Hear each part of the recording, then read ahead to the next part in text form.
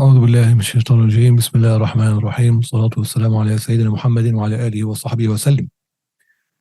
We will start with today's lesson, inshallah. But before we start, I'd like to make dua to our brothers and sisters in Gaza.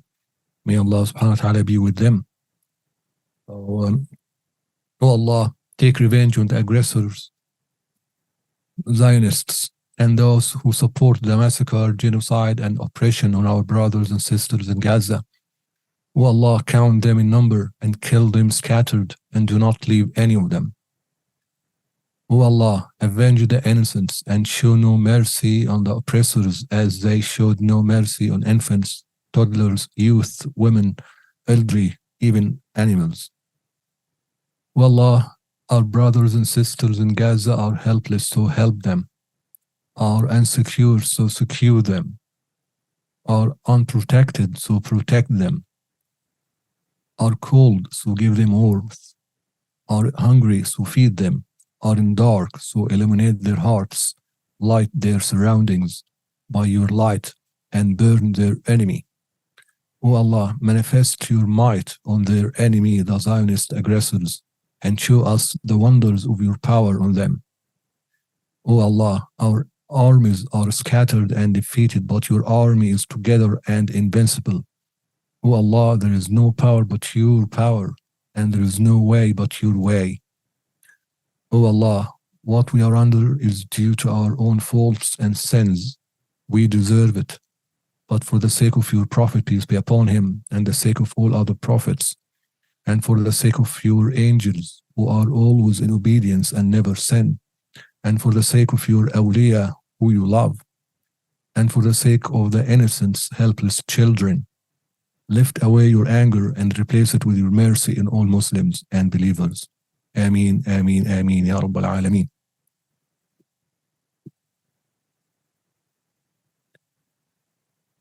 Right, so we will continue with al-Muqadimat lesson.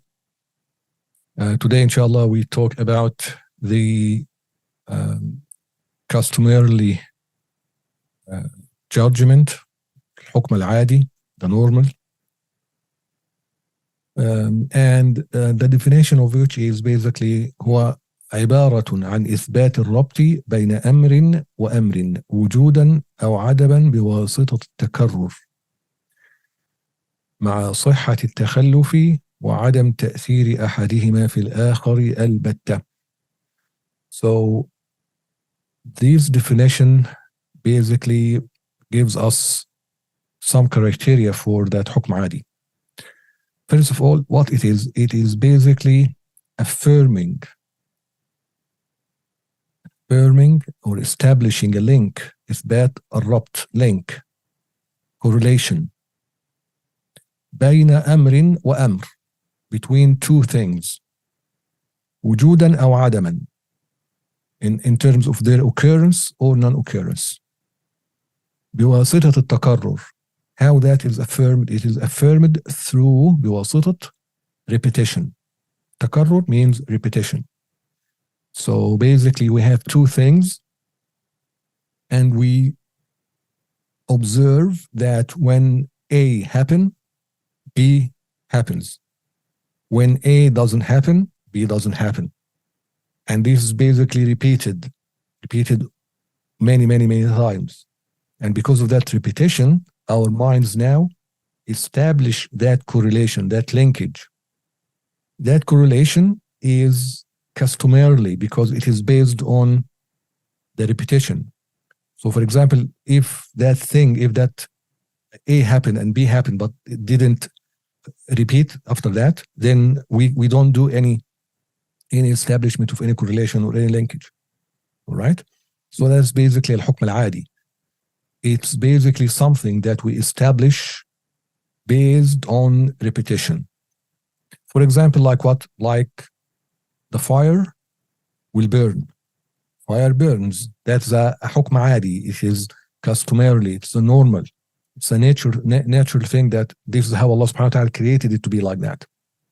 But your mind does not necessarily say, or if for example, somebody didn't see the fire burn before, or didn't experience it, or haven't been told, a baby or a kid or whatever, when he's looking at the fire, there is no connection between the fire and the burning, not until there is a repetition and experiment that it happens in front of them, or observe, or being told about, and so on. So this is the definition. And then there are two other parts, very, very important parts. The first is مع صحة التخلف. صحة التخلف means it may not happen. It's your mind basically correct the occasion that correlation may not happen, not necessarily. There is nothing necessarily from a mind point of view. It's necessarily from customarily point of view, but not from a mind point of view. So basically, we know, for example, that Sayyidina Ibrahim alayhi wa alayhi nabiyina salatu wassalam, when he was thrown in the fire, قُلْنَا يَا نَارُ كُونِي بَرْدًا وَسَلَامًا. So the fire didn't burn him. So this correlation between fire and burning, تخلفت, meaning didn't happen. That correlation wasn't created. Allah subhanahu wa ta'ala didn't create that correlation in this specific incident. Right. So that's the first قيد, or first criteria after the definition. The second one is عدم تأثير أحدهما في الآخر البتة. So basically there are no true effect between these two things. And we talked about that at length in the خريدة. ومن يقل بالطبع أو بالعلة فذاك كفر عند أهل الملة، ومن يقل بالخلة المودعة فذاك بدعين فلا تلتفتي. So, right? والفعل فالتأثير ليس إلا للواحد القهار ليس جل وعلا. So basically the فعل, the action, the تأثير, the effect is only by Allah subhanahu wa ta'ala. So Allah subhanahu wa ta'ala creates the burning effect, the burning sensation, coincidentally, or when the fire touches something. The fire doesn't by itself do the burning. It's Allah subhanahu wa ta'ala creates that burning. And customarily Allah subhanahu wa ta'ala decided and chose to do that when the fire comes in a connection or touches something, for example. So these are very, very two important conditions or criteria in the al-Hukm al-Adi. And missing one of those basically, or not believing in one of those, leads to deviance. Okay, so for example, philosophers, they have that it's actually effect by itself. Sorry, they have it is not. It cannot be non-existence. So that correlation with that hukm al-adi, it has to happen by itself. For example, that's philosopher, that's incorrect. That leads to what? That leads to denying miracles, because basically the very definition of a miracle is something that is basically breaks through the hukm al-adi, the customarily judgment, so that it is a sign of the prophet that was sent. So if basically you denied that, if you said no, it has to happen necessarily, no matter what, it cannot not happen. If you say that, that basically leads you deny miracles, it leads to deny prophets and so on. And if you say no, there is actually also ta'thir, again, that's basically also not Ahl Sunnah position. All right, let's just keep going then. Most of this already explained. So basically, the hukm al-adi, the customarily or normal judgment or correlation in that sense, هو إثبات ربط, establishing correlation or a connection بين وجود أمر أو عدمه, that between occurrence of something and its non-occurrence, وبين وجود أمر آخر أو عدمه. So basically, as we said, it could be between you'll end up with four types now. Meaning, you could make a connection or correlation between something happen and the other thing happening. Something not happening and the other thing also not happening. Or could be between something happening and the other thing is not happening. That's another correlation. Or the first one not happening, but the second one is happening. So basically you end up with 4 types. All right. So واحترز بقوله بواسطة التكرر, as we said, because this in the definition is a must, is an important part of the definition, so that we can exclude the correlation or the necessary connection from like aqli, the mind, or the logical point of view. Okay. Or shar'an, again, because also shar'an is something else. The shar' doesn't require repetition. The shara is basically Allah say do, don't. That's it. That's the hukm al-shari, as we talked about before. Right. For example, كالربط العقلي بين قيام العلم بمحل وبين كون ذلك المحل عالما. Meaning what? Your mind, there's a hukm aqli now. Your mind, if you established in your mind that knowledge have been established or happened in a place, in somebody, that means that someone becomes knowledgeable. So if somebody possesses knowledge, then he is knowledgeable. That's basically just, it's aqli. You cannot say he possesses knowledge and he knows, but he's not knowledgeable. That doesn't work. That's basically illogical. And as an example for rabt al-shar'i, the connection from Sharia point of view, is, as we talked previously many times, connection or the establishment or of hukm between the movement or the first descending of the sun and the time the starting of the Salat al-Dhuhr, and it becomes mandatory. So these two connections are not considered عاديا, حكم عادي. They are basically either عقلي or شرعي. They are not customarily or normal because they do not depend on repetition. Okay.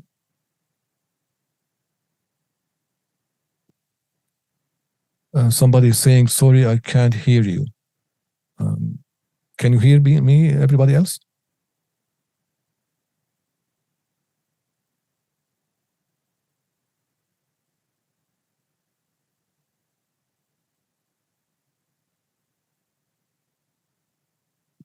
All right.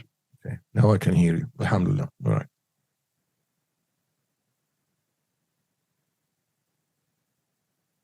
وأما قولنا مع صحة التخلف وعدم تأثير أحدهما في الآخر, the two criteria or the two follow-up conditions or of two further parts of the definition, they are not really a definition. They are not really part of the definition. The essence of the definition, or the had, the definition technically stops here. Okay. However, so why did we have to say these two things then? Because of what I just explained, the importance of basically making sure that this is a Ahl Sunnah way of understanding what is a hukm al-adi. So the Sheikh here is saying we didn't mention it as a part of the essence of what the hukm al-adi is, but just to indicate and point out that something that a lot of people have missed out, and basically that affected their understanding and their knowledge of what hukm adi is, so that they made a connection between al-hukm al-adi and, like as we said, like they made that connection necessarily that it cannot not happen, as exactly like the logical correlation or logical necessity, or they connected the effect of that thing in the other thing. As we said, basically that's all of that is incorrect. So basically that's why the Sheikh saying that's why he mentioned that it has to be صحة التخلف, so that is pointed out for those who didn't realize that the hukm al-adi can can miss, can be invalid for some instances. It's basically based on Allah's power and decision what He wants to do, and basically also because, for example, because if you did not establish that in your definition, as we said, if you said it is going to happen, it's always going to happen no matter what. Some of those people who basically understood the hukm adi like that denied the al-ba'th, resurrection, denied al-ihya al-mawta, في القبر, that people are dead people in the grave will come to life and basically will be punished or not punished. They will al-khulud fi an-nar is basically people will those who are going to be punished in the fire and so on. If you denied the صحة التخلف, if you denied that it might not happen, then that leads to denying all that. All right, and again also the تأثير, we already talked about that. And then وقد يقال, some may say إن ذكر هذين القيدين, these two conditions or criteria in the definition in the حكم العادي, هو لإفادة معرفته, to make sure that you understand it, you know it, and you know its characteristics. So they are like characteristics to the حكم العادي, and although they are not a part of its essence, but they are basically parameter in it. And if you do not know them, that means you do not know, you are ignorant in terms of what the حكم العادي is. بناء على أن الجهل بصفة حقيقة وإثبات ضدها لتلك الحقيقة موجب للجهل. There is a problem or a مسألة or an issue where scholars considered and they had different opinion about. And that issue is what? Is basically if somebody is ignorant or unaware or doesn't know a characteristic of certain essence, you don't know its a characteristic of it or its characteristics, and you establish or you affirm the opposite of this characteristic to that essence, does that mean you are an ignorant of that essence? You don't know it or not? Okay, so it's very precise point here and very delicate. It's basically right. So you claim you know somebody or something, but you really don't know some or one of or all of its characteristics. Not only that, but you also affirm the opposite of its characteristics. Does that mean you know it? It basically, some will say that means you don't know that thing at all. Okay, and that is the madhab of one of the scholars called Abi Imran al-Fasi radiyallahu anhu في المسألة المشهورة بالخلاف. There is this issue happened at his time, that problem, people started to talk about it, and it caused even fitna. There's someone who's like preacher, didn't have much knowledge, and he kept instigating this issue and debate among people, even among lay people and lay persons. They didn't know much, and that caused fitna, and people started debating and started yelling and started even to an extent they would fight with each others about it. And it is about being ignorant or unaware of the characteristic of Allah subhanahu wa ta'ala and affirming the opposite of it, affirming characteristics that are shortcoming to Allah, that basically are impossible for Allah subhanahu wa ta'ala, like affirming body to Allah, jismiyah, corporeal, being a corporeal, affirming direction to Allah, وَنَحْوَ ذَلِكَ مِمَّا هُوَ مُسْتَحِيلٌ, and like similar to these issues which are impossible for Allah subhanahu wa ta'ala. In that case, if somebody does that, هل يصدق على معتقد ذلك أنه جاهل بالمولى تبارك وتعالى أم لا? is it true then that that person belief in his set of beliefs and his aqidah jahil? Can we consider him jahil, ignorant bil Mawla? He doesn't know Allah or not? Okay, so that's the issue. And the Sheikh here is basically considered or took the opinion that al-Azhar, the opinion that is apparent, is that he is indeed jahil billah subhanahu wa ta'ala, and ignorant of Allah, doesn't know Allah, as Abu Imran, this man basically established. So the story goes like that. This was in Qayrawan, which is now a city or a place in Tunisia. And as I said, some preacher who didn't really have much knowledge, and this is a problem. I mean, you see it a lot.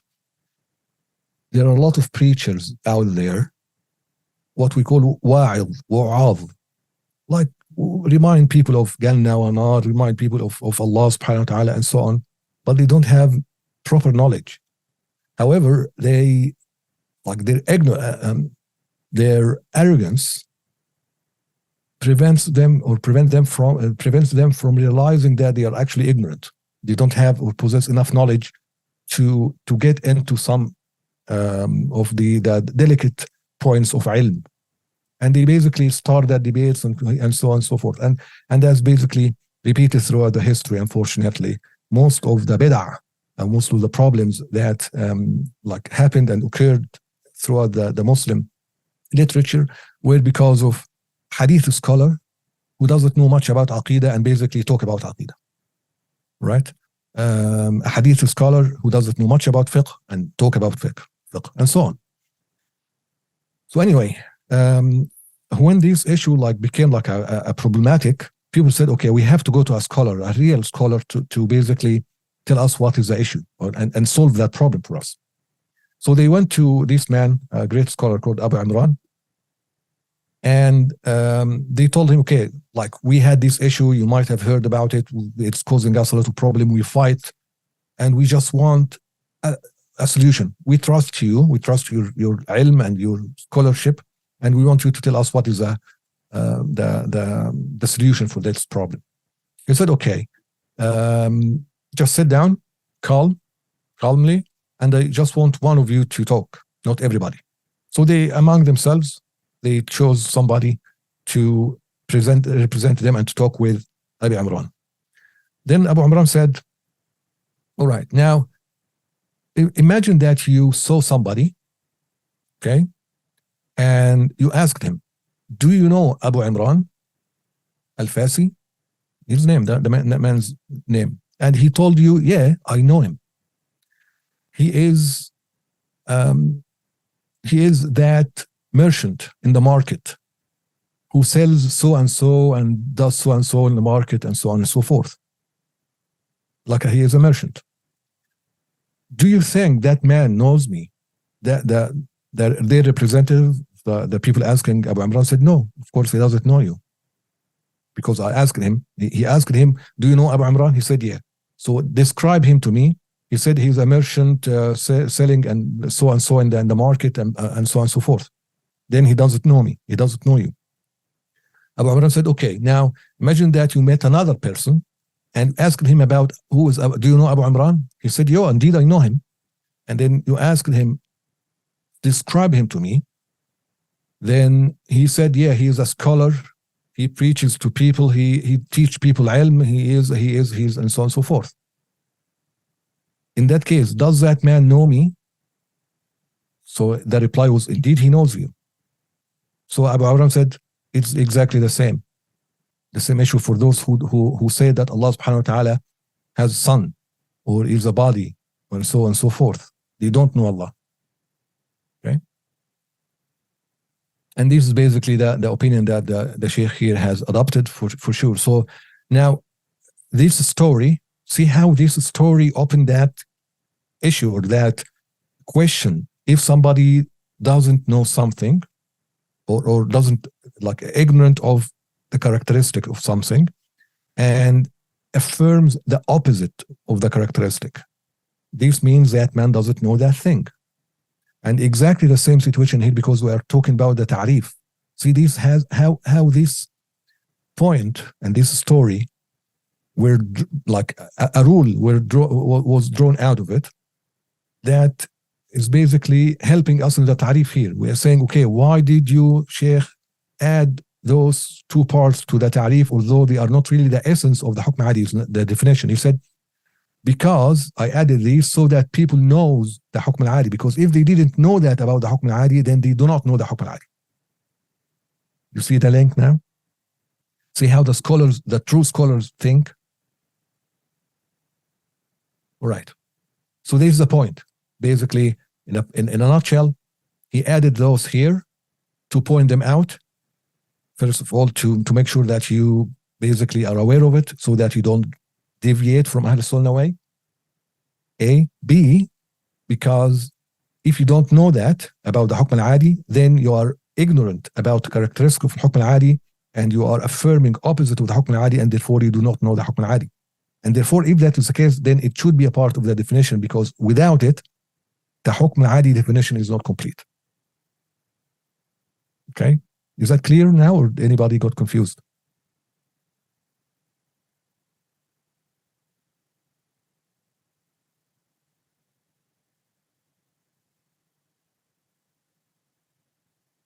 All right, anyway. So in that case, those who were ignorant or didn't know about the hukm al-adi, the customarily hukm, that it is basically a created correlation that can be invalid or cannot happen or may not happen. And they believe that out of their ignorance about it, that the connection and that correlation is a necessary correlation that has to happen no matter what. In that case, they are ignorant of the hukm al-adi. Okay?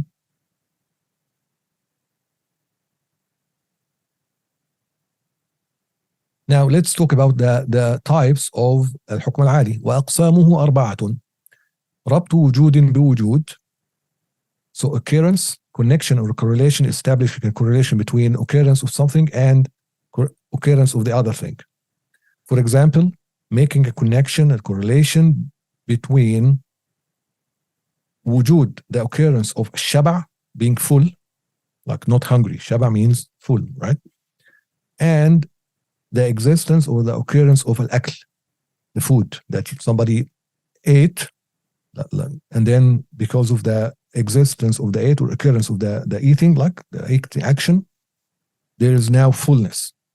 So there's a connection, a customarily connection and correlation between these two things.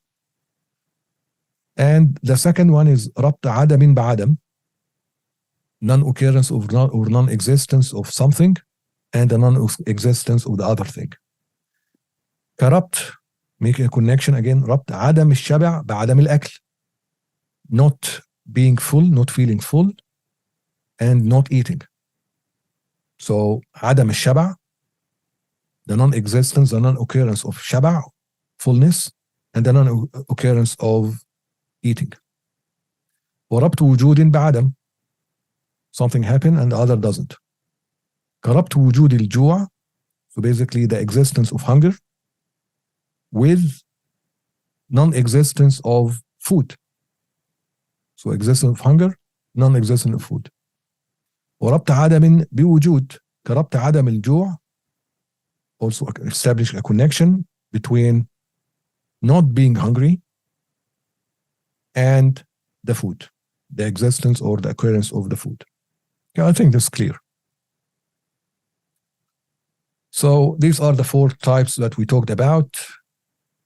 So basically, and why do we have these four? He's saying that if we have two things and these two things are, or one of those things is a causal link, sabab, like we talked about causation or causal link, or something being a cause to something else, and the shart, the condition, and the mani, restriction, right? Remember we talked about that many times before in the previous lessons. So basically, now that we have two things, A and B. If A is a causal link to B, like customarily, عادي, then the existence of it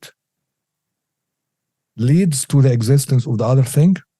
So A leads to B, and not non-A leads to non-B, because it's a cause. And that's from the ta'rif, the definition of a cause, if you remember. And it could be condition, could be shart. If that is the case, then remember the shart, what is like active in the definition of a shart to something is basically non-existence of the shart means non-existence of the other thing. However, the existence of a shart doesn't lead or doesn't cause anything else because it's not a cause. So basically, if you remember, I don't want to spend much time on that because we talked about it many times. You can refer to the previous lesson. So basically, it could be a sabab, causal link, it could be condition, it could be mani'. And if it is sabab, then it is occurrence with with occurrence A of B, or non-occurrence with non-occurrence A of B. If it is a shart, then non-occurrence with non-occurrence. Or if it is a mani', then occurrence of the mani' or the restriction بعدم وجود الايه وجود المانع بعدم الآخر. So basically, if the restriction happens, that thing it is a restriction of will not happen. So he's saying, all right, if that is the case, فإن قلت مقتضى ما ذكرتم أن تكون الأقسام ثلاثة. So basically that means that there are only three types, because we talked about wujud بوجود, and this is basically for the causal, not customarily causal link, or عدم بعدم, non-occurrence to non-occurrence. And this happens with two things, with the sabab, with the causal link. It also happens with a shart. وارتباط عدم بوجود, and this is only in the mani', in the restriction. And then, so basically these are three types here, which are, if you go back, this is basically 1, 2, and the fourth, number 3. But that one is not there. وجود بعدم is not there. Okay? So of this like breakdown of why they are those types, and we said it is because either it is a sabab, it is a shart, it is a mani'. The like somebody who's critically thinking about that will say, oh no, but actually that's only 3. Why do you say 4? You talked about wujud بوجود, عدم بعدم, عدم بوجود, 3. Where is the fourth? Where is وجود بعدم, occurrence with non-occurrence? And then he explains, basically saying, all right, the reason that this fourth type has to be there, and it's fourth, like in if you talk like if you said 1, 2, 3, but it's actually number 3 in the list here. Okay, so that fourth type has to be there because now عدم وجود الشيء, if something is not there, if it is a sabab, and also this applies with the condition. So whether it is a condition or let's go with sabab first. If it is a sabab, and we say that the sabab means, the causal link means the cause will lead to the causee, the thing that will happen. Okay, so عدم السبب, not occurrence of the sabab, يقتضي عدم المسبب, right? Not occurrence of the causee, the same thing that will be caused by that cause. Because the cause is not there, then whatever is linked to it is not going to happen. But that means that the opposite of it will happen. Okay, that means the opposite will happen. So that's why we need that fourth type, which is basically number 3 here. It's basically, you said the existence of جوع, it is linked to عدم الأكل, because وجود الجوع, the occurrence or existence of hunger, what does it mean? It means not fullness. It means there is no food. which is opposite of what it will lead to, right? So that opposite have to be there, and therefore we need those 4 types. Again, think how, or look how like observant those scholars are, and how like they go to the deep issues and talk about it. All right. And then he gives an example for the sabab al-adi.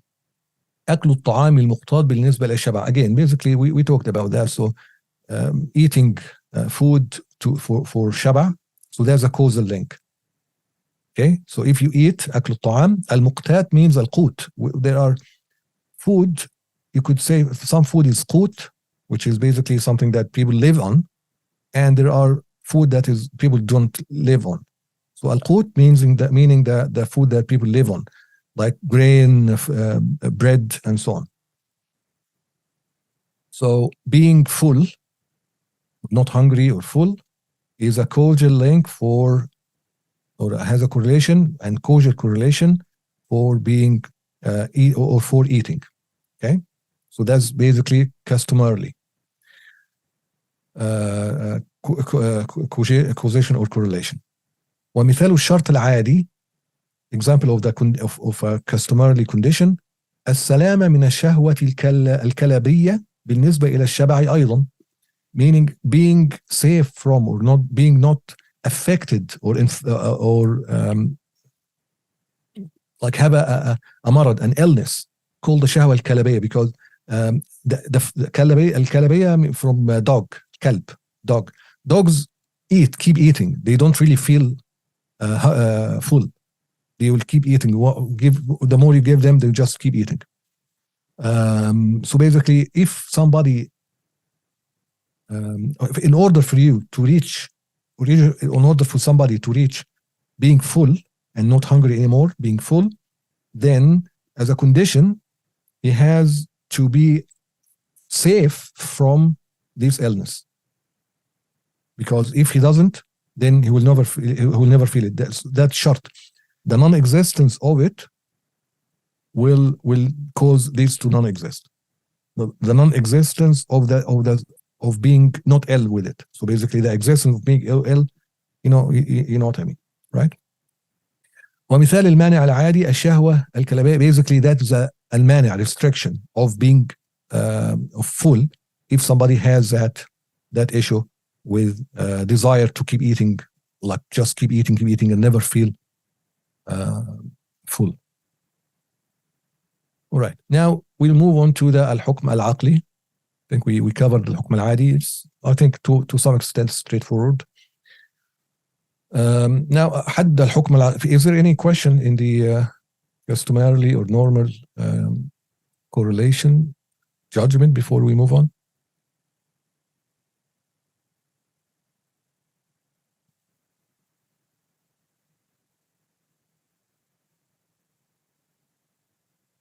All right. الحكم العقلي. What is the حكم العقلي then? هو إثبات أمر أو نفيه من غير توقف على تكرر ولا وضع واضع. All right. So basically, again, it's إثبات أمر أو نفيه من غير, like الحكم, the definition of حكم is basically establishing, affirming or establishing a connection between something, or or negating that connection. However, for the purpose of the حكم العقلي to be حكم عقلي, to be a logical judgment, logical حكم, logic, or an intellect based on intellect and mind and logic, it does not depend on تكرر, repetition. What is based on or depend on repetition, as we said?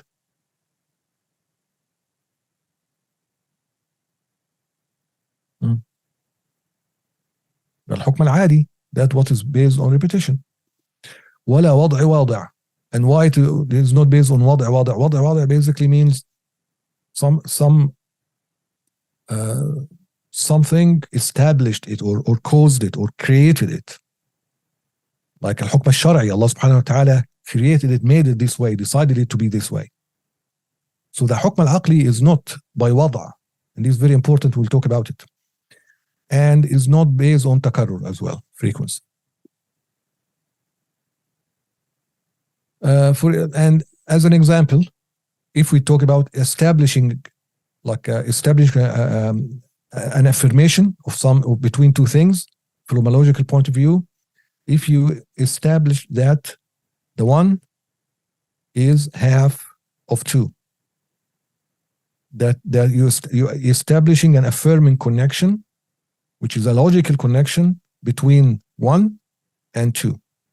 What is a connection? That 1 is half of 2. That's logical. Can anybody ever come and say logically that 1 is 3 or half of 3? You can't, right? It's illogical. That's craziness. That's insanity. That's basically, or people, as we'll see, also people who do not adhere to logic or do not respect or consider logic in their judgments, right? And as an example for that, for those are sophists, philosophers, or any belief, set of belief that is based on and basically illogic and is based on or denies logic as something that has to be respected or adhered to. All right. أو نفيه, as an example for denying or negating something, if you say 3 is not half of 4, again, that's also logic. 3 is not half of 4. You deny, you negate the halfness, that 3 is half of 4. Okay. All right. And again, this is just basically, as we talked about genus for the definition, we talked about definitions. We don't know, like it's a traditional logic aspect. وقوله من غير توقف على تكرر, again, فصل أخرج الحكم العادي, we talked about that. As an example, it excludes الحكم العادي. For example, شراب السكنجبين is a medicine, cures a certain illness, صفراء, right, which is a high hepatitis, I think, yeah. فإن هذا الحكم لم يثبت له إلا بواسطة التكرر والتجربة حتى عرف أنه ليس باتفاقي. So this حكم here, that you establish that medicine cures this illness. This is a judgment or the establishment or a correlation or something that you have done based on takarrur and experiment and based on repetition and experiment. Is not something logical or hukma. That's why it's hukma adi is not something logical, is not hukma aqli. Anyway, now, all right, so فإن قلت ها نحن نثبت, the Sheikh here is basically just making a contrast between the hukm al-aqli and the hukm al-adi, the customarily judgment and the logical judgment. We are in the logical judgment, we finished the hukm al-adi, done. But he basically making something important remark here and pointing it out to you. If you say, فإن قلت, if you say, we affirmed or established that link or correlation for the medicine تقليدا للأطباء, like to imitating, as a matter of imitating or following doctors and physicians, but we didn't really see it happening like in repetition, and we did not try it. There is no experiment. We didn't, like you in yourself, like when the doctor, the physician write a prescription for you, you take it and you establish that the link right away that medicine cures that diagnosed illness, right? You do that. That's customarily linking and correlation. But you didn't actually see that cureness happens with this by using this medicine in front of you with so many people. There is no repetition. You didn't even yourself tried it yet. But however, you established that. Why? So that is a hukm adi now, but it is not based on takarrur, it's not based on frequency or experiment. The Sheikh is replying and answering you. If you say that, we basically أثبتنا في هذا الحكم, we made that correlation between the medicine and the illness or the curing of that illness بواسطة التجربة, through experiment. that we didn't do, but we believed the physician that we have done.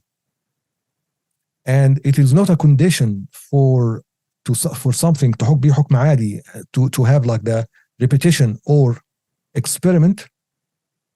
It is not a condition that these two things for the حكم العادي happen from every single person. Right? You follow it, you follow doctors, you follow the physicians, you believe them as a trusted persons, specialists, experts, and so on and so forth in what they said and what they do. And in your mind, you know they have done that because of takarrur and experiment. They experiment with that medicine. There was a samples and repetition of occurrence of that cureness, and that's why you follow that. So the establishment of that hukm is based on takarrur, but not directly. Right? That's the point. So it is, at the end of the day, it is based on repetition and experiment, even though you establish that not by your own repetition or experiment. Right? Because they are a credible source for basically experimenting with this medicine and reaching their conclusion. Okay? But how did they do that? It's basically by experiment and by repetition. So that's why it's still حكم عادي, even though you yourself didn't repeat it or experiment with it. All right? And we said ولا وضع واضع. So the حكم العقلي, again, this is in the definition to exclude things that have been like put or established by creation, like for example الحكم الشرعي, or by establish that it's basically set up, something that has been installed or set up in this way. That's the حكم الشرعي, the وضع وضع. Okay.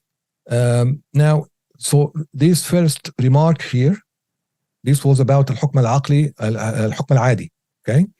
There is another remark here also that is important to note about الحكم الشرعي, Sharia-based judgment.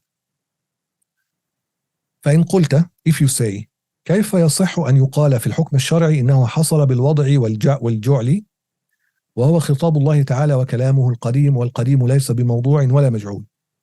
This is important. What I just said, what I just said earlier, I've said it's وضع, like a creation or something that emerged or something that have been put or installed or set up. And like الحكم الشرعي. So the حكم الشرعي is something that has been installed or set up or created or done, like just now, right? But we say that الحكم الشرعي, when we talked about الحكم الشرعي, we said it's a خطاب الله. It's a speech of Allah. وخطاب الله, the speech of Allah, is beginningless. It is not موضوع ولا مجعول. It is not something that has been created or made after the fact. It didn't emerge. So how can that be possible? The Sheikh again is answering this very important question. He's saying, all right, we call it حكم الشرعي. We call حكم الشرعي, Sharia-based حكم like that, وضع, that it is by وضع, that by it's emergent, it's created or anything like that. Because we mean or we refer to the relation that happens by force. Remember that Tengizi, those of you who attended Al-Kharida, is important course, all of it. Again, I just can't stress how important it is for you to refer back to the Al-Kharida and watch it. Now, this is specifically in the lesson that when we talked about relations, تعلقات, and we talked about تنجيزي, حادث, وصلوحي, قديم, and so on. We talked about the type of those relations. So, and that's what is meant here. We refer to at-tanjizi, by force, which happens after the fact, after the creation of somebody, or when the indication of the speech of Allah subhanahu wa ta'ala is being put in place in order for people to know about it. Right? So that's basically, this is not beginningless. At-ta'alluq at-tanjizi is not beginningless. What is beginningless is as-saluhi, which is by power. Okay, the ability, Allah subhanahu wa ta'ala, his sifa, or his, like for power, for example, the characteristic or the attribute of Allah, power. It has a relation that is saluhi, qadim, because Allah's power is salihah, is by potential. Allah subhanahu wa ta'ala can basically do all the possible things. Okay? So by potential, that's by potential, even though he didn't create anything or didn't do everything. Allah subhanahu wa ta'ala chose to do certain things, but he was able to do a lot others, right? Because they were possible, they are mumkin. So that's basically the power itself. That's the ta'alluq, that's the power itself, the sifa, ta'alluq, this sifa salihah, as able, that characteristic, that attribute by potential is able or have that kind of relation with everything. But when Allah subhanahu wa ta'ala decides something being created to be created and exists now there is another relation with the power. That's basically ta'alluq tanjizi, by force, by emerging now. That's it. Now you are created. That's another way of relationship, another type of relationship. So when we talk about al-hukm al-shar'i, in that sense, we mean that relationship, not the beginningless attribute of Allah subhanahu wa ta'ala. Okay? Any questions so far?